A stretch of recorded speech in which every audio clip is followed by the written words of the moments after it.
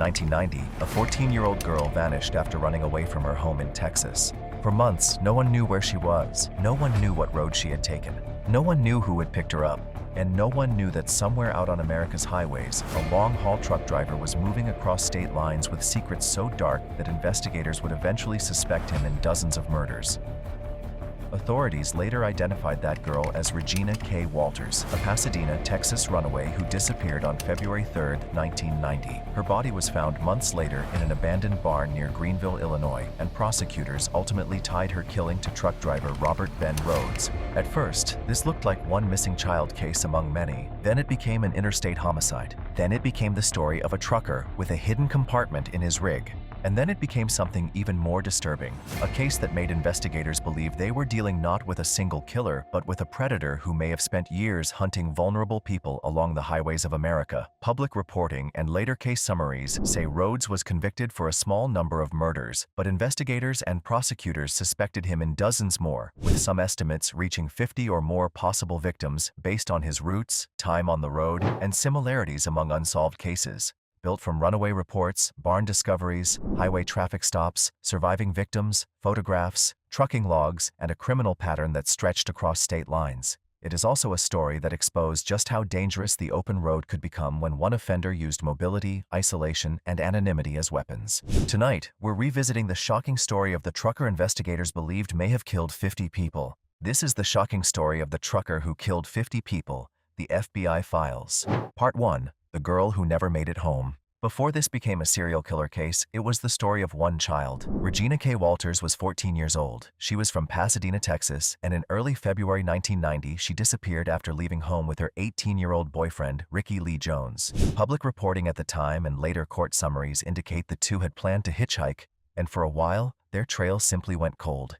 There was no easy answer, no confirmed sighting that brought clarity, and no immediate way to know that they had crossed paths with a highway predator. That is one reason this case still hits so hard. Regina was not a famous person. She was not living inside some high-profile world. She was a 14-year-old runaway, exactly the kind of vulnerable young person a predator could target and assume would not trigger an immediate national emergency.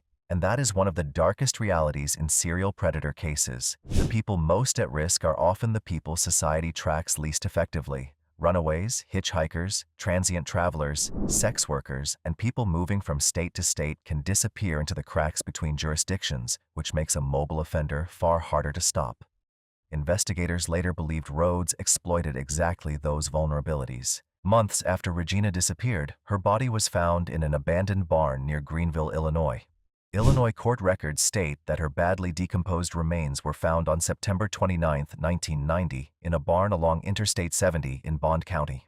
The same court record notes she had last been seen alive on February 3, 1990, in Pasadena, Texas. That distance tells the whole story. A girl disappears in Texas, and somewhere in the middle is an offender who understood exactly how to use the interstate system as cover. In a normal local homicide, investigators start with neighborhoods, acquaintances, routines, and known conflicts. But in cases like this, the geography itself becomes the enemy. The crime scene is in one state.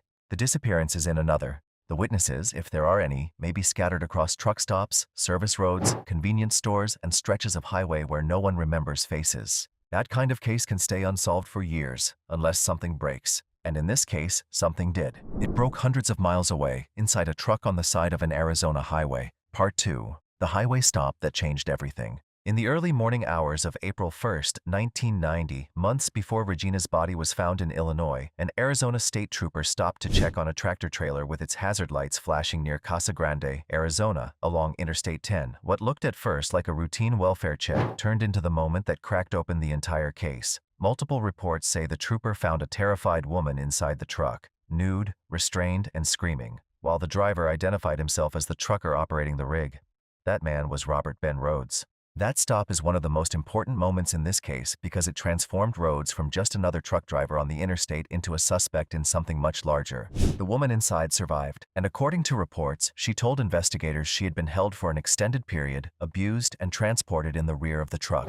AP reporting from 2012 described the discovery as a woman found chained and shackled inside the cab, while the Illinois appellate opinion states that a nude woman was found handcuffed and chained to the sleeper area, and that when the officer shined his light into the truck, she started screaming. That matters because surviving witnesses are rare in cases involving long-haul serial predators. Many of the people such offenders target are isolated. They are picked up on roadsides. They are moved far from the place they entered the vehicle. And if they do not survive, the trail goes cold quickly. But here, by sheer chance and alert policing, one victim was found alive.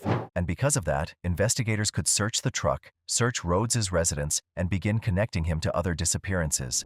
The Illinois court record says that after his Arizona arrest, including photographs of Regina Walters in his truck and near the barn where her body was later found, this is where the case stops being only about one assault. It becomes a pattern case, a linkage case, and then discover photographs connecting that same driver to a missing teenage girl who later turns up dead hundreds of miles away. The question is no longer whether he committed one terrible crime. The question becomes, how many times has he done this before? Part 3. Robert Ben Rhodes and the Highway Predator Model. Robert Ben Rhodes was not a drifter in the conventional sense. He had structure, he had employment, he had a reason to be on the road, and that is part of what made him so dangerous. He worked as a long-haul truck driver, meaning he could move across multiple states without attracting unusual attention. Trucks belong on highways. Truckers stop at rest areas, motels, gas stations, diners, and remote service zones. They are expected to travel long distances and sleep in their rigs. For a predator, that kind of mobility can become camouflage. Public reporting and court records later described how investigators believed Rhodes used the interstate system and the privacy of his truck to isolate and control victims. Prosecutors later said the cab of his truck contained a hidden compartment or dungeon-like space used to restrain victims.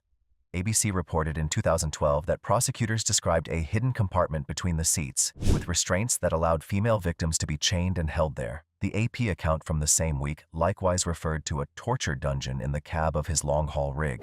That is one reason the case terrified investigators. This was not just a violent offender who attacked when opportunity suddenly presented itself.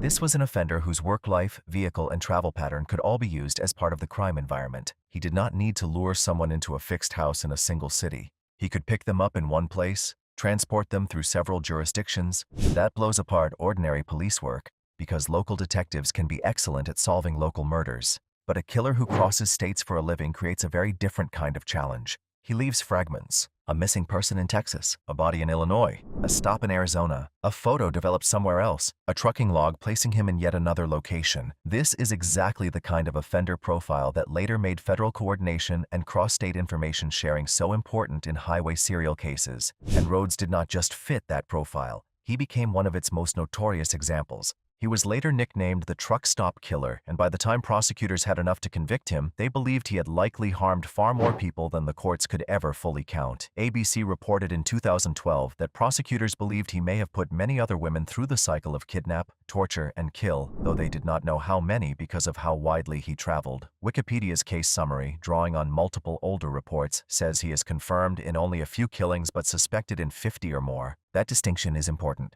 Confirmed is not the same as suspected, and responsible true crime storytelling has to preserve that line.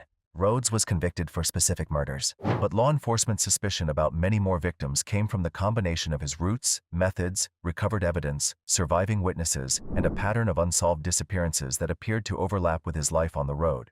Part 4. The other victims that broke the pattern open. Regina Walters' murder was central to the case, but it was not the only one tied to Rhodes. Investigators also connected him to the murders of Douglas Scott Ziskowski and Patricia Walsh, a Seattle couple who disappeared in late 1989 while hitchhiking to Georgia. AP and ABC reported in 2012 that Rhodes pleaded guilty in Texas to 2 counts of capital murder in their deaths, receiving additional life sentences without parole.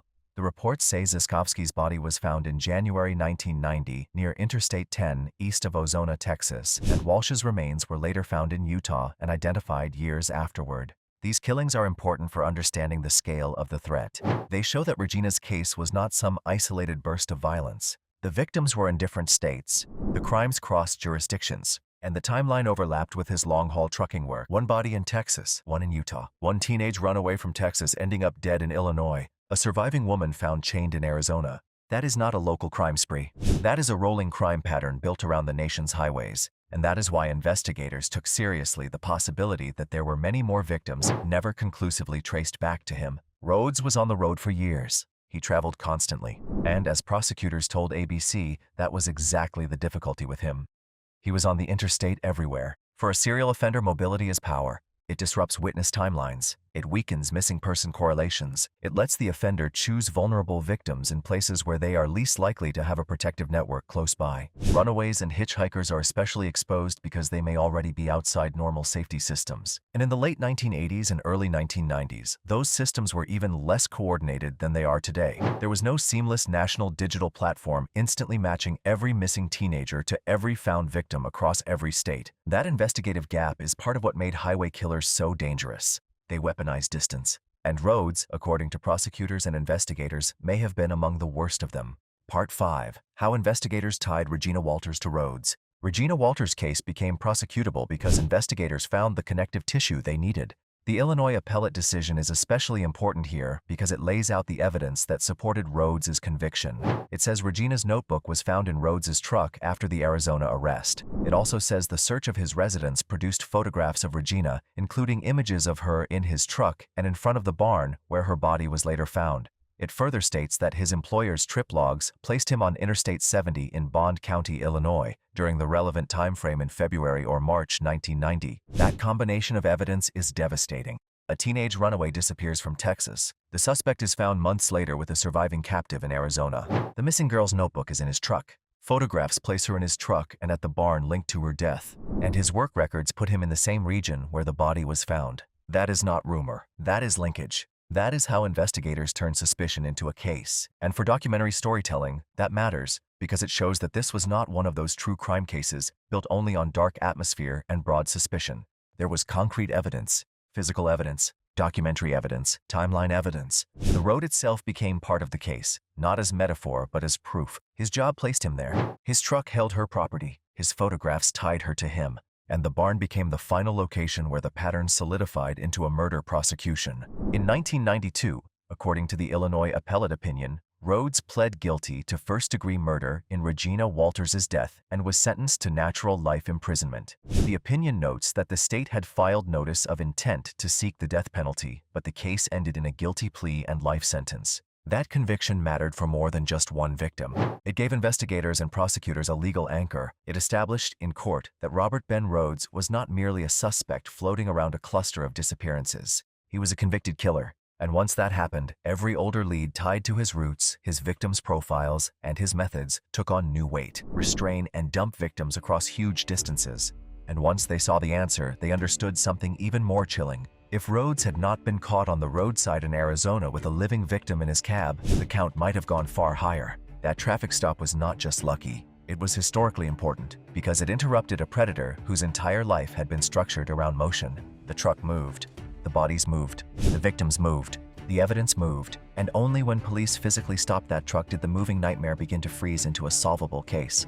Part 7. Convictions, pleas, and what was never fully counted. Robert Ben Rhodes' legal record is strange in a way that often frustrates true crime audiences. For someone suspected in so many murders, the number of fully adjudicated homicide convictions is relatively small. But that is not unusual in serial cases that span many years and many states. Bodies are not always recovered. Victims are not always identified quickly. Old cases lose evidence. Witnesses disappear. And sometimes prosecutors accept pleas in confirmed murders rather than force survivors' families through multiple painful trials. That happened in Rhodes' case. AP and ABC reported in 2012 that he pleaded guilty in Texas to the murders of Walsh and Ziskowski and accepted stacked life terms that ensured he would never leave prison. That means the justice system reached a practical endpoint, even if the full historical truth was probably much bigger. And that is one of the most unsettling things about the Robert Ben Rhodes story. We may never know the full number. Investigators believed it could be extraordinarily high. Public descriptions of the case often repeat the estimate that he may have been responsible for 50 or more murders, but that remains a suspicion, not a court-proven number. What is court-proven is that he was convicted in Illinois for Regina Walters' murder and later received additional Texas life sentences tied to the murders of Walsh and Ziskowski. As of the reporting available in the sources used here, he remains incarcerated for life without parole. AP reported in 2012 that the stacked sentences were structured so he would die in prison, and the Illinois summary likewise lists his sentence as life imprisonment without parole. So while the title says the trucker who killed 50 people, the responsible way to say it is this: Robert Ben Rhodes was a convicted serial killer whom investigators and prosecutors long suspected in 50 or more killings, though only a handful were ever fully proved in court. That distinction matters. Because true crime should be accurate, especially when the victims include people whose names may only survive because investigators fought to connect them to the offender who took them. Part 8. Why this case still haunts people. This case haunts people for several reasons. First, because of the victims themselves. Regina Walters was 14. She disappeared far from safety and ended up hundreds of miles from home. She should have grown up. Instead, she became one of the faces associated with one of America's most feared highway predators. Second, because of the sheer mobility of the crimes. Most people think of murder as something tied to one house, one alley, one town. Roads turned the interstate into part of the crime scene. That makes the threat feel larger, more shapeless, more difficult to escape. The road is supposed to connect places. In this case, it connected disappearances, bodies, and a killer who used movement as camouflage.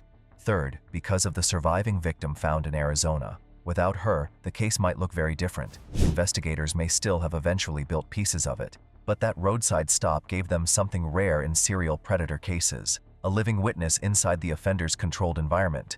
That moment shattered the illusion that this was just a trucker pulled over for a mechanical problem. It revealed a hidden world inside the cab. And fourth, because the final number remains unknown. There is something especially unnerving about offenders whose total harm may never be fully counted. It means there may be families who never got an answer, missing person cases that were never conclusively solved, victims whose last ride was never traced. And that is why the Rhodes case still resonates. It is not only a solved serial murder case, it is also a symbol of the many highway disappearances that may never be fully untangled. In 1990, a 14-year-old girl ran away from her Texas home. Months later, she was found dead in an Illinois barn.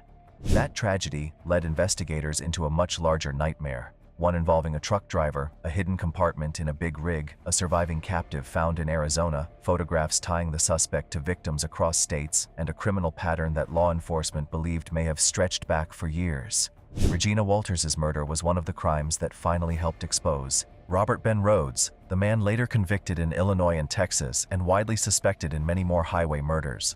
Robert Ben Rhodes was not convicted of 50 murders in court, but investigators had reason to fear the real count could be enormous. And that is what makes this story so shocking. Not just one victim, not just one state, not just one crime scene, but an entire network of roads turned into opportunity by a predator who seemed to understand exactly how vulnerable people could vanish between jurisdictions. In the end, it was not a grand manhunt that stopped him. It was a trooper who pulled over to check on a truck with blinking lights. And from that one stop, one of the darkest highway predator cases in America began to come into focus.